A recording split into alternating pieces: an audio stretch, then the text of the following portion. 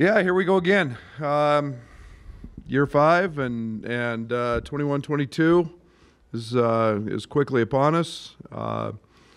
It's been 27 or 28 practices, I think today was, since we officially got started, and we welcome in a Jackson State team who's very good, very talented.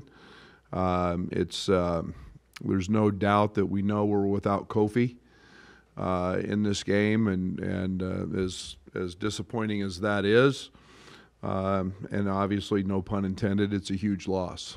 And this group is going to have to collectively rebound the basketball at a very high rate. This team, and the McKinnis kid brings in, I think, the nation's leading rebounder. He is extremely fun to watch on film. When you start looking at 13 rebounds a game, you're talking about a guy that just chases every ball. Has an extremely quick second bounce. Is a guy that if you go attempt to block a shot and you don't crack down on him, he dunks it. And then they've got in the James Jonas kid. Or Jonas James, a young man who is a veteran point guard. He is speed on speed. He's got tremendous burst. He's got great speed. He's got a great knack of getting in the paint, and a team that is unique in terms of their pace of play. They're extremely slow. They're an extremely athletic team that plays extremely slow. Now, that's not to say they won't run in transition. They will. But their pace of play was one of the slowest in the country. They'll run a lot of clock. And then they're literally their best, sometimes their best offense is just going to chase it on the glass. Their coach Coach Brent does an unbelievable job of getting his guys to play extremely tough, extremely aggressive, and they do that on the offensive glass. So it'll be a great test for our guys, especially without Kofi, Omar Payne, Ben Coleman, DeMonte, Jacob, Brandon Lieb. All of those guys are going to have to be extremely active on the glass. So it's a big concern coming in. And they're a team that is very, very aggressive on the defensive end. They'll deny. They'll play a lot of different ball screen coverages. They'll press a little bit. So a team that is knows how to win, knows how to win. They make a lot of winning plays. They've taken charges. They dab on the floor for loose balls, and I don't expect this team to be any different than last year's team. They've got a young man that transferred from Tulane, had a very good career to this point. We obviously don't have film, so we don't know a ton about him and what that looks like with this team. But we expect him to be very good. A young man that transferred from Wichita State. So this is a team that's got some guys who've been through some battles. So we're excited. We're looking forward to it, and 21-22 season is here.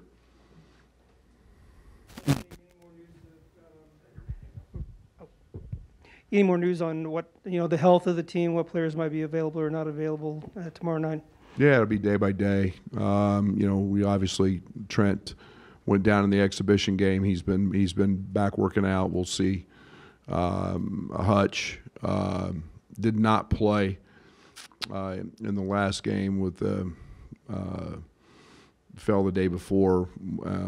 He's a guy that we'll see day by day. We'll see before the game what his availability is. So and obviously Kofi's out. We haven't seen you guys for a week and a half. Is there anyone beyond those? That's really good, by the way. We'll see you every day this week. So we do see you every day. Yeah, we'll those guys are been working their way back, and then we'll obviously be without Kofi, so we've made adjustments that way.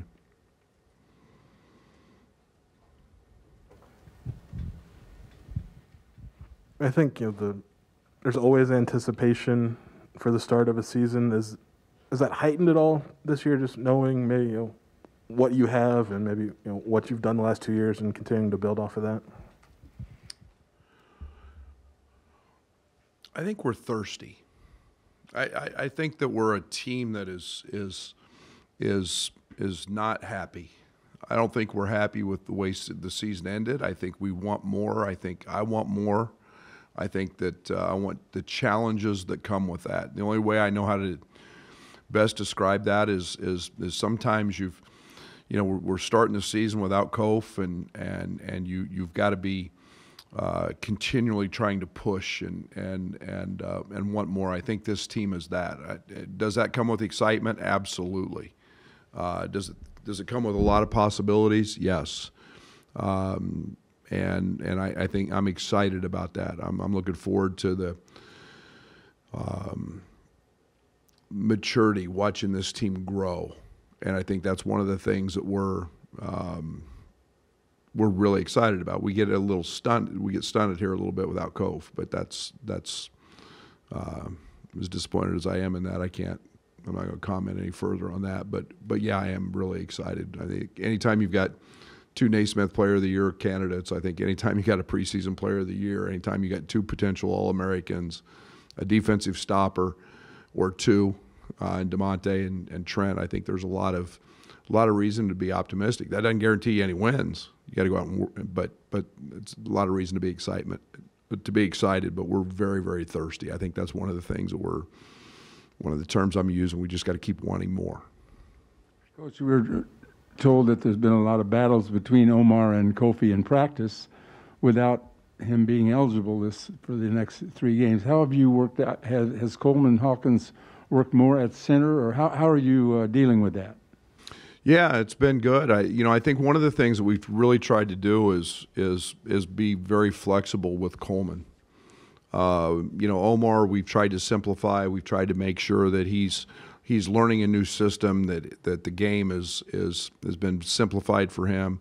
Omar and Kofi go at it every single day. Omar gets better every day, and yesterday was a great day. I hope that we stack that another one today. But his meaning Coleman, his flexibility really can allow him to play in multiple positions. He gives us a different look as a 5-man because he's an elite shooter. He's a pick and pop guy. He's a guy that has ball handling skills and passing skills. So it gives us a different look than maybe those other two guys give us. So Coleman can play some small forward. We can put him in ball screens, which we have and are doing, and we can also have him set ball screens. So I love Coleman's flexibility, and it's one of the reasons we recruited him, and it's one of the reasons he's maturing into a really, really good player. Coach, I kind of wanted to ask you about the toughness aspect. You've mentioned that multiple times to us. Without guys like Trent being completely active in practice, like it sounds like he hasn't been in the last couple of weeks, where are you at in that aspect, and where have you maybe grown in the last week or so? I hope we're getting tougher. I'm pushing them. I think our guys would tell you that that we're trying to, and I don't mean toughness by just me pushing them by me just screaming at them. It's making them uncomfortable a little bit and pushing through and learning to execute and set screens when you're tired and you're breathing hard and you have to step to the free throw line and you're exhausted and make a free throw. And it's all those little things like that come with being uncomfortable in adversity. I think we're getting a lot better. I think we've made huge strides in that area since I started bringing it up before the first exhibition. So I'm excited about that. I love where our leadership is at. DeMonte is by the way back, and Jacob Grandison, those two guys in particular, we're starting to see it in Coleman, helping Kofi, helping Trent. I'm starting to see leadership for him, and that's something that helps in that toughness area. Can you tell us any more about the process with the Kofi thing? Was it self-reported? Were there appeals? Was it, we knew there was something, and you said we'll find out, and then we didn't. Can you tell us any more about how that went? Yeah, I mean, we knew that there was some issues with the trunk And there's just nothing you do. You write it up, you turn it in, and that was part of the reinstatement process for him. And then you wait, and you wait, and you wait, and you do everything that you can do. I've said I was disappointed. Young man that chose to come back to college, I think is a really, really good thing. Kofi did that for a lot of reasons. Kofi's way above, ahead of normal in pursuing a degree from this university. I think that played into all of his choices as well. But, we also have, a lot of COVID timelines in there that were very different this year. And that's one of the reasons I was disappointed. But we just sit and wait. And that's when we got the answer, and that's where we're at. Coach, you mentioned getting on the glass as a key. What are some other keys to the game for you guys in this first game against Jackson State? Yeah, I'm really looking for offensive execution because they're going to throw a lot of defenses at us.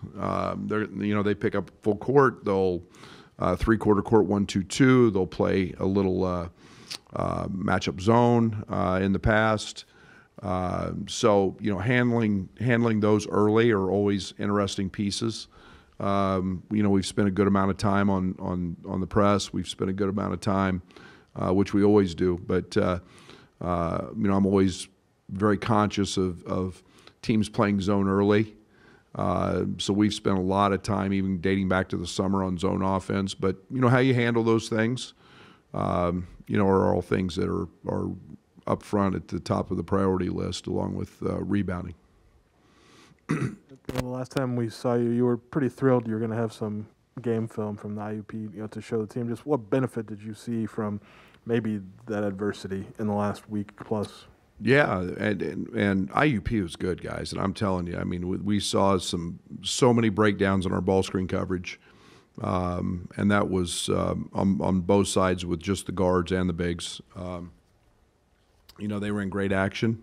They were a team that forced us to execute. They played a little bit different defensively, and trying to stop Kofi. Obviously, Kofi was in the game and was a big part of that, where they just didn't guard people. We call it a dork. They just dorked Jacob Grandison and Coleman Hawkins and just dared them to shoot it. And, that's a little unusual. I hope anybody does that again. We're talking 40+% three-point shooters, and they just didn't guard them. But, we haven't seen that. So there was a lot of things. And I think our offensive execution is one of the things we've had to try to clean up a little bit, and have worked a lot on that, and just cleaning up sets and actions. Brad, you mentioned that all offseason that you really wanted to focus on speeding up the pace of play, and you just said that Jackson State is going to go a lot slower. So is that going to kind of throw a little glitch in the game plan? Are you guys going to keep going fast? What are you going to do to counter that? Hopefully rebound the basketball. One of the big keys to rebounding or one of the big keys to running is rebounding. And, you've got to get the ball off the glass so that we can get out and push. And, I think it's one of the areas that we can excel in, should excel. But, again, you're losing 10 rebounds a game in Kofi. We've got a group rebound to do that. And once we rebound, we've got multiple guys who can push. And that's one of the things that, we're trying to do, and get guys playing in space. And we've got guys who are very, very good shooters, as well as rim runners. So that all starts with running and rebounding. Your last defensive assignment is rebounding, and we can't forget that one before we can get out and go play offense. Brad, I even think early on you've said that in the preseason that Omar has been one of your best players in practice. I was curious how you think you can get that translated when they turn the lights on during games, and what you think maybe the disconnect was in the second exhibition game. Yeah, I think maybe it was kind of the way the game went. I was in hindsight didn't realize I played him 9 minutes. I wanted to play him a little more. Obviously, Kofi got going there in the second half. But it was meant as no disrespect to him because he has been good. But obviously now without Kof, he's going to get all the minutes. I think one of the things we've really tried to build with him is stamina and work on his conditioning. We've seen that grow immensely. But he's got a great opportunity. I'm excited for him, the opportunity to hear these first 3 games against all really good opponents who have very, very good front courts, to go out and establish himself and be a factor on the glass and be a factor on the defensive end as well as what we know he can do offensively. So great opportunity for him. You played well down the stretch when Io had to be out last season. Do you see it maybe a potential positive in the long term, seeing what some of the younger guys can do without Kofi in the lineup here to start the season? Ask me that before we go to Kansas City. No, yeah. I mean, I think that's the natural is, everybody says we've got depth. We're going to find out how that works. We know we're getting 30-plus minutes a game without Kofi, and multiple rebounds and multiple points. And you don't just take the National Player of the Year off any team, and there's going to be a significant loss. Great opportunity for others. We just did it with Io at the guard spot. Now this is an opportunity for our front court guys to have to figure that out as well. We're probably a little less proven at those spots than we were a year ago, but that doesn't mean we're less talented. And I love Coleman. Guys, I think Coleman Hawkins is going to be spectacular, and I'm really pleased with Omar. Ben has become a defensive stalwart for us, and so I'm really excited about seeing what these guys can do here in the next 3 games, and it will provide some strength and some depth and I hope a lot of confidence. Brad, I know we asked you this in Indianapolis, but just with the 2 exhibitions and then more practices, how have you seen that backup point guard situation, and even with Trent limited in the last week or so, how have you seen that kind of shape out? Yeah, I think one of the things that I feel really good about is we've always had multiple handlers. DeMonte's played it. Coleman is very gifted there. We're not stuck by playing offense by having one primary handler. Now, obviously, Bellows, special. Trent went, I think, 7 games without a turnover. Hope I'm no dummy and want to make sure that those guys have the ball as often as we can. But if DeMonte plays it, Hutch plays it. We've run Coleman there some in practice, looking at different lineups. We've used Jacob Grandison as kind of a secondary handler against presses and a lot of those things. So we got multiple guys who can handle the ball. So I feel pretty good about that. So from that last exhibition with DeMonte out and Trent playing just a few minutes, did that create a scenario where you need someone else to maybe step up to set the tone defensively? Yes, no doubt. If I was as disappointed in one thing coming out of the IUP, it was that. There was no grit. There was no substance. There was no, I'm going to guard the ball and that's my guy, and by golly, he's not going to beat me off the bounce. And we didn't have that.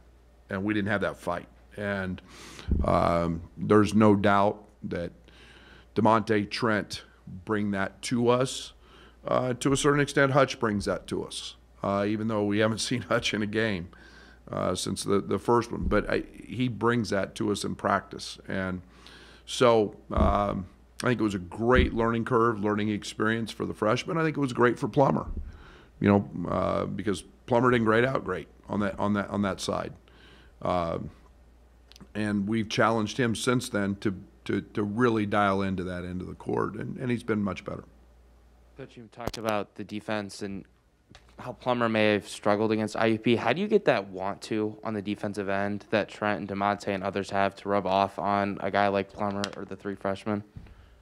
I hope I'm pretty good at that. I hope that's. I mean, you got to demand it, and understand there's consequences. We try to make everything competitive, and Fonz watches a ton of film. He's learning. We're holding him accountable. That's, I think, one of the biggest challenges and biggest differences for him is just the accountability on that side of it. Chester's done an unbelievable job every single day of being right in his grill, challenging him on that side of the court. We don't want him just to be a one-way player, just an offensive guy. Those days of Iowa girls basketball have gone by the wayside. You have to play both ends, and so we're holding him accountable on that end. In the last game with some of the, I guess you could say the players got rattled. There was the technical for Coleman. There was that. Can you take us through the teaching moments with those guys after that of maybe, the other team getting under their skin a little bit? Yeah, our first video clip was Coleman on TV standing in front of their bench when he got his technical. And that's not who we are. And that's not who, yeah, we play with an edge. I want our guys to do that. But we have to do that. We've talked with Bello about, trying to officiate every play. Next, move on. And those guys have to understand that. And they're competitive. We're competitive in practice. That's all on me. Because we have managers, we have GAs, we have coaches officiating in practice, and I was letting too much of that little chippiness go in practice. So I hope we've got that corrected. But again, we just talk about it. That's not who we want to be. That's not how we're going to conduct ourselves. And we have to be mature enough to handle those situations better. And I'll take all the blame for that because I hadn't addressed it. And now we've addressed it, and we're not going to have any more issues. Coach, a big week with the season starting, obviously, but a big week for recruiting. Also, we'll be able to talk to you about that later, I guess. But can you just talk about how you're feeling about the future of the program and the direction that you're going with the young players? I'm confident. I'm in a really. Rob's got that orange eye on his computer, and that eye's in a really good place, and that brand is really something that I'm very excited about. I'm excited about the impact it's having in state. I'm happy about the excitement we're drawing nationally. I'm overly excited about our staff and the job they're doing in the recruiting game. And it's a unique time in recruiting. Something that we've never seen before. With we have 2 extra guys this year because of COVID. That now you can't really count losing Trent and DeMonte in the numbers game, but you can count losing them as players on the court. So how recruiting impacts there's got to be a little patience and a little diligence, and so it's different than it's ever been. Along with the portal. So we got a lot of things happening, but man, I feel great, and I love where our brand is. I love the attention and the responses that we're getting from young people, not just in this state, but around the country. And so now we got to go do our part and always finish them off. But we'll be able to talk about a few guys specifically here in a few days, but I feel really good. After a 10 turnover exhibition game, how do you and a staff go about trying to maybe break some habits out of Carbello, but without trying to rein in what has actually got him here as a player? Yeah, 4 of those weren't his. 4 of those weren't his fault.